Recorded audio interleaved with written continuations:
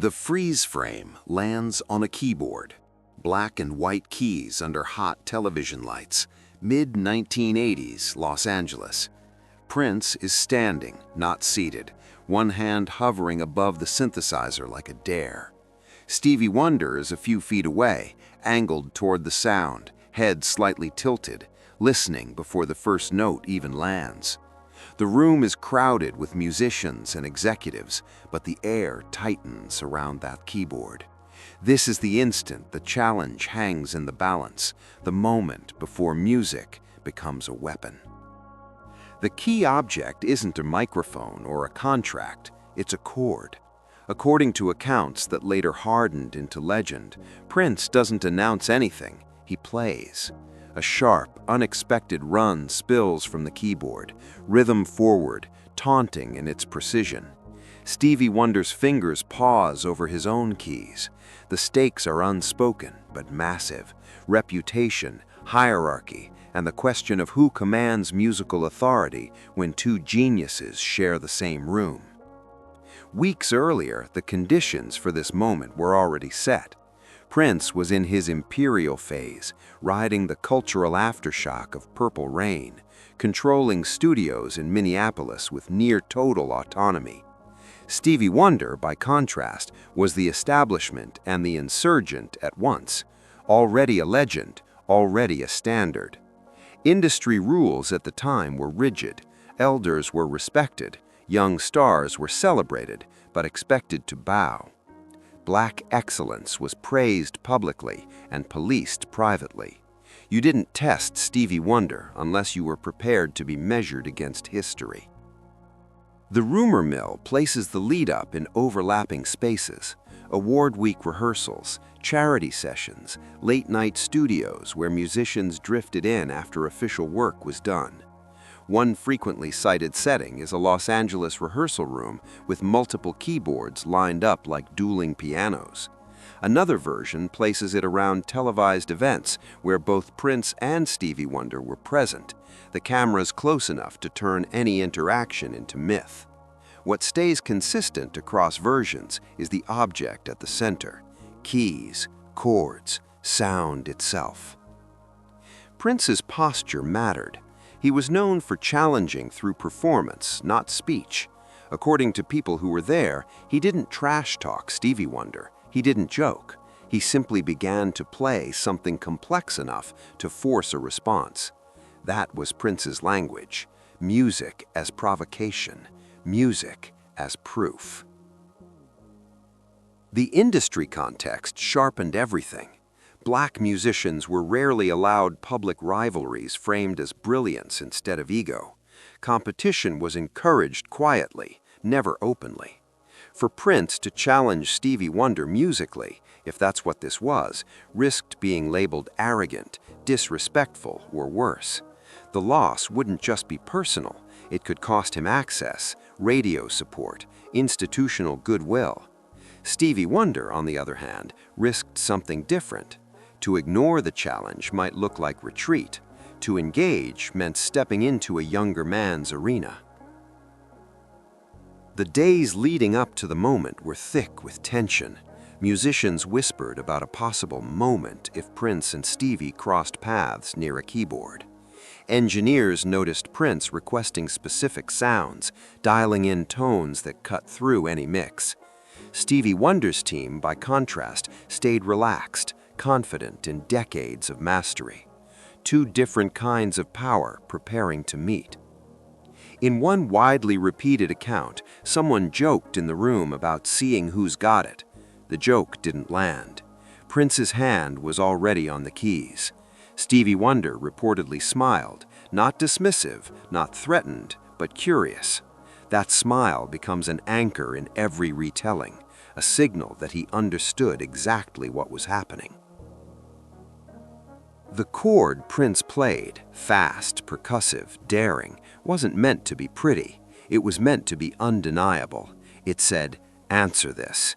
The room responded instantly. Conversations stopped. Eyes moved from Prince to Stevie Wonder. The keyboard had become a line drawn on the floor. What makes the story endure isn't just the possibility of competition, it's the implication that Prince believed music itself could reorder hierarchy. Not youth versus age, not chart position versus legacy, just sound against sound.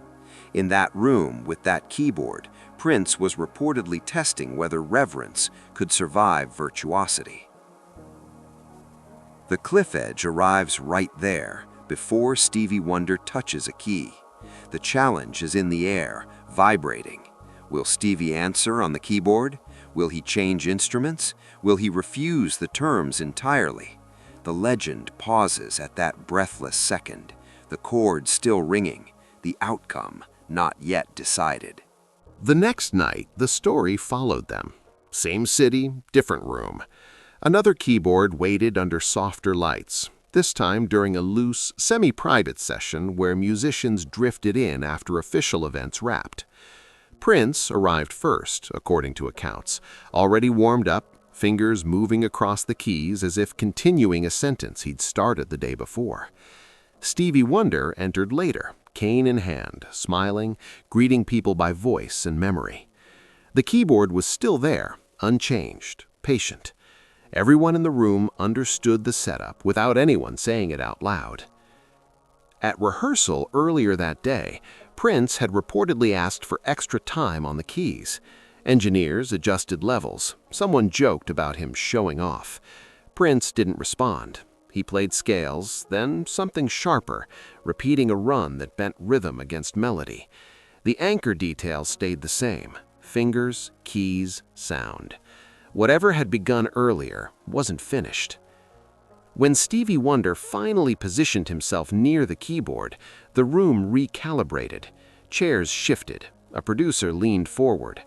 According to one account, someone said, half laughing, "Y'all about to make history?" Stevie smiled again. Prince didn't. That contrast mattered. Prince's challenge wasn't playful, it was intentional. He was pushing against the ceiling of respect itself. Dialogue from that moment has been retold for decades, always cautiously. No one claims a direct insult. Instead, it's the absence of words that carried weight. Prince played first again, escalating the complexity. Syncopation layered over blues phrasing, fast enough to demand attention but controlled enough to invite response. The chord progression circled back on itself, daring someone to finish the thought. Stevie Wonder listened, head tilted, fingers hovering, not rushed. This pause became the pressure point. Younger musicians in the room reportedly felt it as almost unbearable. Prince was known for impatience when brilliance went unanswered, but Stevie Wonder operated on a different clock. His silence wasn't retreat, it was assessment. The industry rules were bending in real time. Elders weren't supposed to be challenged like this, especially not by another black artist whose success already made some executives uneasy. At the same time, no one wanted to see Prince humbled.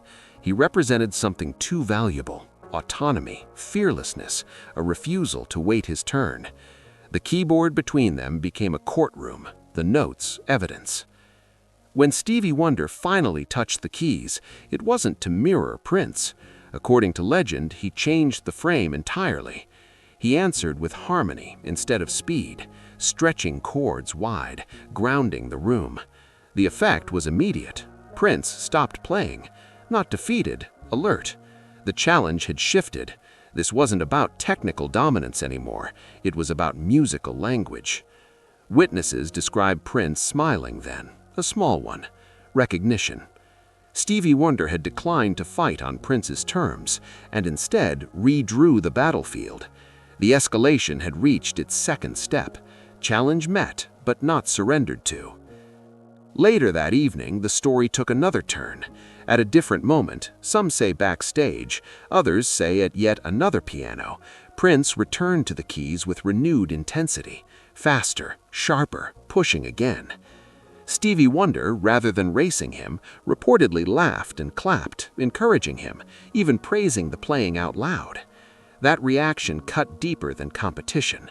Praise from Stevie Wonder carried weight no trophy could match. This is where the legend tightens. According to multiple accounts, someone in the room remarked that Prince was trying to outplay Stevie. Stevie responded calmly, something close to, "He doesn't have to." The quote is often paraphrased, never nailed down, but its presence in the lore matters. It reframed the entire exchange. The challenge wasn't a threat, it was a conversation. By the next morning, word had spread, not through headlines, but through musicians. Prince went at Stevie. Stevie answered without answering. Each retelling returned to the same anchors: keyboards, chords, pauses, smiles. No winner declared, no loser crowned. The tension remained unresolved, which only amplified it. The escalation was now complete. Prince had pushed, Stevie Wonder had absorbed, redirected, and, in doing so, set the stage for the final meaning of the moment. All that remained was the detonation, the realization of what the outcome actually was, not in notes played, but in what everyone understood afterwards. The detonation didn't arrive as a final flourish or a dramatic cutoff. It arrived as recognition. In the last retelling of that encounter, the version musicians tend to trust most, the exact action is simple. Prince finishes a blistering run on the keyboard and steps back.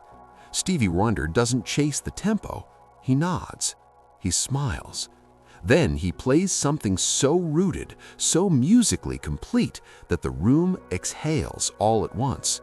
Exact reaction, silence, then laughter, then applause that isn't competitive but relieved. Exact consequence, the challenge dissolves into legend. The keyboard remains the center of gravity.